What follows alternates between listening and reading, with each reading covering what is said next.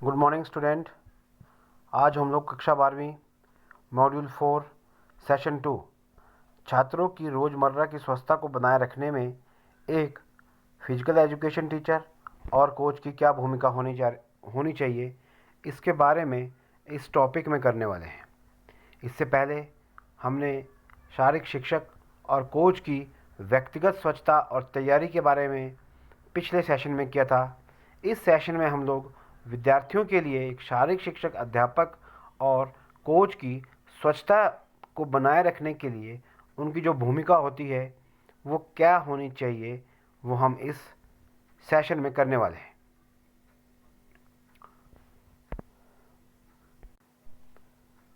यदि हम व्यक्तिगत रूप से स्वच्छ रहते हैं तो इसका प्रभाव हमारे आसपास के व्यक्तियों और उनमें हमारे प्रति उनकी जो धारणा होती है इसके ऊपर गहरा प्रभाव पड़ता है।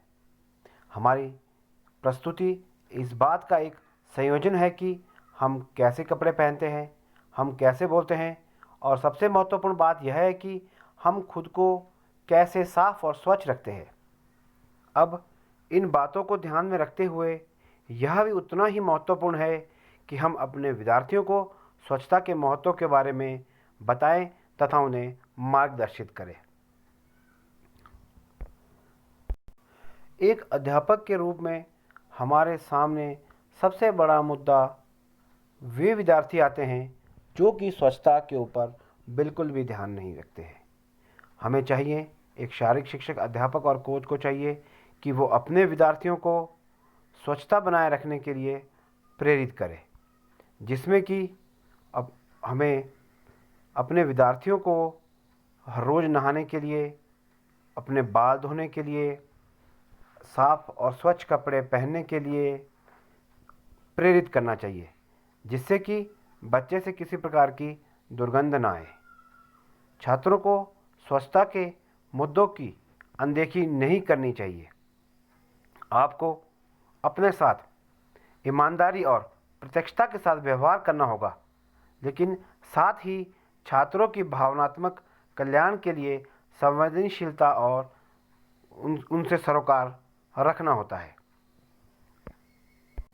एक अध्यापक के रूप में हम लोग छात्रों को स्वच्छता की ओर प्रेरित करने के लिए हमारे निम्नलिखित दायित्व हो सकते हैं। जैसे हमें अपनी छात्रों की स्वच्छता को बनाए रखने के लिए अपनी शारीरिक शिक्षा और खेल पाठ्यचर्या में स्वच्छता को नियमित पाठ्यचर्या का एक हिस्सा बनाना चाहिए। हमें बीच बीच में बच्चों की स्वच्छता की जांच करती रहनी चाहिए तथा उन्हें स्वच्छता के बारे में मार्गदर्शित करते रहना चाहिए। उसके बाद छात्रों की जो स्वच्छता है उसकी भी निगरानी करते रहना चाहिए। ये नहीं कि आज हमने बच्चों को स्वच्छता के बारे में बताया, एक दो दिन बच्चे साफ़ सुथरे होके आ गए और अगले दो चार दिनों से फिर वो उसी अपने पुराने परिधान में ही शुरू हो जाए। इसलिए हमें छात्रों की उनकी जो स्वच्छता है उसकी भी नियमित रूप से निगरानी करते रहना चाहिए। उसके बाद नंबर 3, छात्र के साथ निजी तौर पर बात करें। अगर किसी छात्र को कोई समस्या है तो हमें उनसे निजी पर्सनली उनसे बात करनी चाहिए कि उन्हें स्वच्छता बनाए रखने के लिए क्या करना चाहिए। हमें उन बच्चों को बताना चाहिए कि यदि वे स्वच्छता नहीं रखते हैं तो उनका स्वास्थ्य भी खराब हो सकता है, और इसके साथ उनके इस स्वास्थ्य का जो दूसरे बच्चे स्वच्छता रखते हैं उनके ऊपर भी बुरा असर पड़ सकता है। आपको अपने बच्चों के साथ स्वच्छता व्यवहार में बहुत विशिष्ट निर्देश देने की आवश्यकता हो सकती है। बच्चों को स्वच्छता के लिए मार्गदर्शित करने के लिए कुछ स्वच्छता की चीज़ें हमें अपने डेस्क पर रखनी चाहिए, जैसे टिश्यू पेपर्स, साबुन, शैम्पू, डिटॉल, टूथब्रश। इस तरह का जो स्वच्छता का दिनचर्या की जो पर्सनल स्वास्थ्य हाइजीन का जो हम लोग ठीक है मटेरियल यूज़ करते हैं, इस तरह का सामान हमारे सामने होना चाहिए। हमें बच्चों को बताना चाहिए कि जब वो खांसते हैं या छींकते हैं तो इसके लिए उन्हें ठीक है, रुमाल का प्रयोग करना चाहिए। बार बार अपने आँख या नाक में उंगली न डालें। इस तरह का व्यवहार या आदतें हमें बच्चों के अंदर स्वच्छता को बनाए रखने के लिए लाने की आवश्यकता है। व्यक्तिगत स्वच्छता की कुछ आदतें किस प्रकार है जिन्हें हम छात्रों में अगर विकसित करते हैं तो वे स्वस्थ रह सकते हैं। जैसे नियमित रूप से हाथ धोना। हमें विद्यार्थियों को इस बात के लिए प्रेरित करना चाहिए कि वे नियमित रूप से हाथ धोएं। जैसे उन्हें हाथ कब कब धोने चाहिए? खाना पकाने से पहले, खाने से पहले, या खाना खाने के दौरान, उससे पहले, या फिर खाना खाने के बाद हाथ धोने की आदत डालें। किसी बीमार व्यक्ति की देखभाल करने से पहले और बाद में, शौचालय का इस्तेमाल करने के बाद, एक कट और घाव के इलाज के पहले और बाद में, अपने नाक साफ करने के बाद, खांसने या छींकने के बाद, एक पशु को, पालतू पशु हो चाहे ऐसे कोई जानवर हो, उनको छूने के बाद, ठीक है, पशुओं को खाना खिलाने के बाद, कचरा छूने के बाद हमें अपने हाथों को साफ रखने की आवश्यकता होती है। तो इस तरह की आदत हमें विद्यार्थियों में डालनी होगी कि जिससे वे अपने नियमित रूप से हाथ साफ करें। उसके बाद नियमित रूप से अपने दांतों को साफ रखना। हम जो भी भोजन करते हैं उसमें मुंह में चबाते हैं, दांतों से चबाया जाता है, और यदि हमारे दांत साफ नहीं होते हैं, उसमें कोई गंदगी होती है, तो वो खाने के साथ हमारे पेट में चली जाती है। इसलिए हमें विद्यार्थियों के अंदर रोज़ाना ब्रश 2 टाइम ब्रश करने की आदत को विकसित करना होगा। हर दिन स्नान करें। हमें विद्यार्थियों को नियमित रूप से स्नान करने के लिए प्रेरित करना होगा। अपनी त्वचा को, ठीक है, अच्छी तरह से साफ रखना बहुत आवश्यक है, और इसके साथ दूसरों का तौलिया उपयोग ना करें, इस तरह की भी हमें विद्यार्थियों को हिदायत देने की आवश्यकता होती है। अपने नाखूनों को अच्छी तरह से साफ करें।